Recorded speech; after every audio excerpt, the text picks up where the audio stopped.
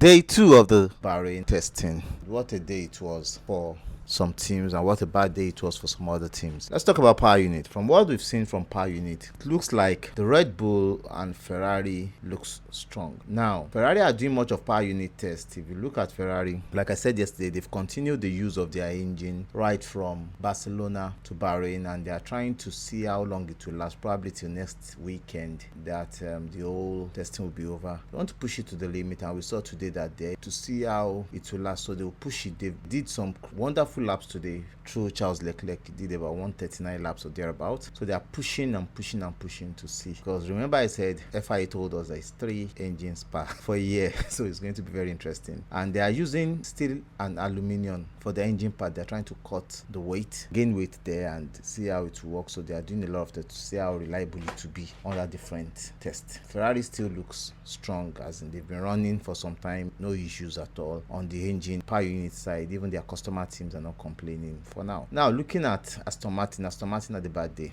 We saw that in Barcelona they were just doing shuka. They cannot really push the engine. They cannot, we don't even know what they are doing with their engine because it looks confusing. At some point today they reached about 303 or 305 kilometers per hour, which was the best they've done all through the shakedown and this test.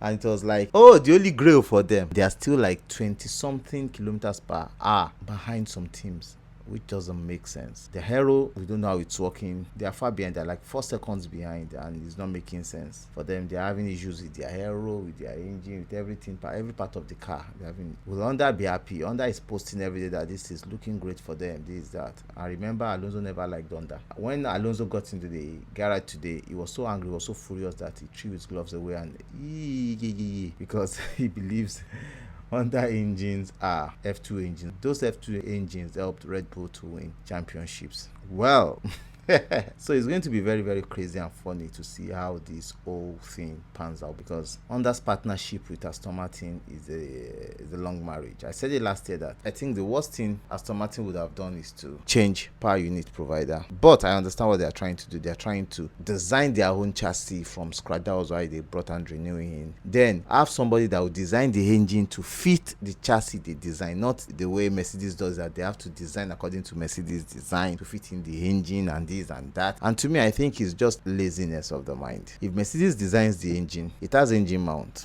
they can change it. There's some casing around the engine. They could probably 3D print, but they are trying to conserve until I understand why they are doing that. So, well, but now it is what it is. They've not been able to do anything or gain momentum like other teams. Look at Audi, first time engine manufacturer, and see what they are doing with the engine. I thought Audi would struggle, but they've learned from Ferrari and they are doing a great job. So though it's not easy, but it's a good one for them. Mercedes had a power unit issue on Antonelli's car today, and it delays them. They were in the garage for the first part of the session, about 4 hours. Antonelli did only 3 laps and the car was done with him. George Russell came out and did some time. They are the works team. The teams they are servicing did a lot of runs and they enjoyed it. Williams and McLaren, hoping they will not have issues, so the engine still look reliable. But for the works team, I think there's a problem. While the Red Bull engine still keeps impressing, we saw the RB team impress, but Isaac Hadjar had the first part of the day started it on a bad mood because of an hydraulic issue. It took them over 4 hours to fix it, and the first session he was out, could not do anything. Second session, he came out, he did a lot of runs just to get himself acquainted with the car and to also cover a lot of data for himself, because these cars, we need to learn a lot about how the power unit works and also how the electric energy works. Unlike the DRS and the MGUK, MGUH, I think it was so easier. You can harvest, save in different form, but this one, you need to find way to save, and you can't over save. That's another problem. You can't over harvest energy because it won't work. Unlike the former MGUH, MGUK, some drivers will have to be accelerating right in the pit lane, so just to save energy to deploy when they're coming out of the pits, because this is going to be crazy, because they need to think beyond just normal. The way these cars are built, they need to think beyond normal. This is hard work. This is real science for them. Lewis Hamilton was saying that in a day he had to go for close to 6 classes on how to deploy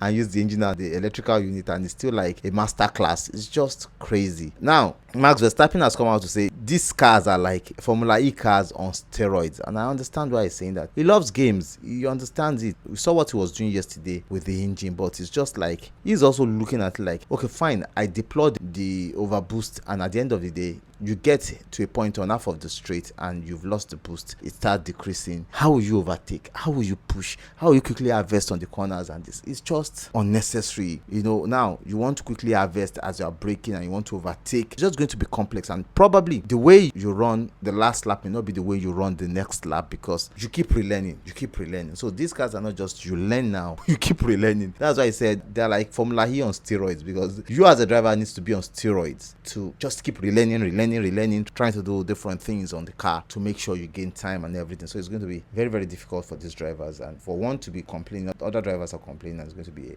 hell of an headache for them. And remember, some people will not love it, some people will love it, and it will work for them. And if Max does not love it, I think he has just 2 years. By 2028, probably they are going to V10s or V12. So he should just manage it. It is what it is. They are in it already. They can't stop it. They can only look for a way. Maybe by next year they say, okay, teams, add MG UK, because it's going to be crazy for them this year. Now, who looks strong? Ferrari looks strong. Red Bull looks strong. The Mercedes, Audi, then Honda. So how do they play this whole thing? It's going to be difficult to know who really is who and who is where, because if you can't place yourself in the game, it's going to be difficult to keep nudging your head over and over again. Especially for the teams, this testing for them are for learnings, because some people might need to be reminding the driver over and over. And for Lewis Hamilton, I don't envy him. Why? Because he does not have a race engineer yet, and it's like it will take him 2 or 3 races into the season before he has a race engineer. I don't know what Ferrari is thinking. Before he has a race engineer, now he needs to marry the race engineer, get acquainted with him before they start. It's going to be a whole mess up and messing up for Ferrari team, because it's going to be difficult for them. Remember, the aerodynamics on these cars are different from the ground effect, so they are not sucking to the ground. They are using high rakes, low rakes, so they are going to be pushing without traction and pushing the engine. Now, how do you push an engine that you need boost from electrical energy and you need to be harvesting at the same time? It's going to be crazy. When Max said it's Formula E on steroids, it's crazy. Now, tomorrow running, we have George Russell and Antonelli running, Verstappen, Aja, Hamilton running for Ferrari, Piastri, Colapinto, Lawson, Stroll. Stroll is not happy at all. That guy is angry. Alonso, Sainz, Bortoleto, Bierman, and Ocon, Bottas and Perez running tomorrow. One of the most enjoyable things is the Alpine Aero. Now, I keep looking at it and it keeps looking very interesting, but I don't see how he's helping them. Amongst everything, I don't see how it is helping Alpine, except Alpine is not really using it to the optimal. Charles Leclerc clocked the fastest time today with 139 laps. Norris second, 149 laps. Bierman, 130 laps. Russell, 54 laps. Aja, 87. Bortoleto, 67. Gasly, 97 laps. Great laps for him. Bottas, 67. Albon, 62. Hulkenberg, 42. Lindblad, 83. Sainz, 69. Alonso, 98. Lawson, 50. Perez, 42. Antonelli, just 3 laps before he got back into the pit. So everybody's finding time. Today, Mercedes engine clocked more usage because there are 4 teams. Ferrari second, 3 teams. Red Bull 2 teams, Honda and Audi. That's how it all went. But in this whole testing, Ferrari had done a good job. 732 as again with 3 teams as against Mercedes 854 with 4 teams. Ferrari are really pushing, and they're pushing their teams to the edge so that they can do much times. You can see Bottas and Perez doing over 100 laps today, just pushing the limit, pushing the car. They want to learn it.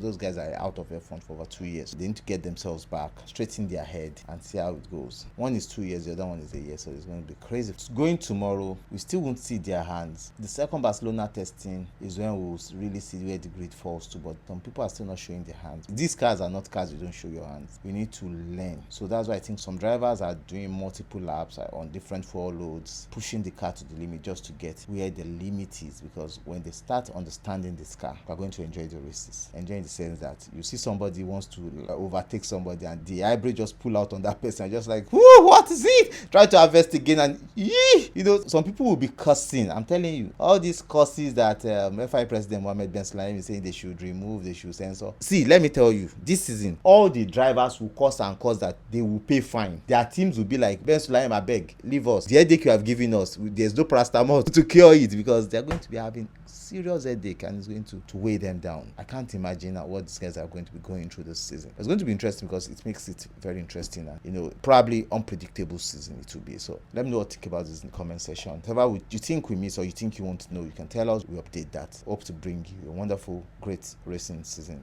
this year. Catch up on all the races. Follow us, like, share, comment, ask questions. We love you. We'll be having some live watchings this year and it's going to be interesting. Yeah.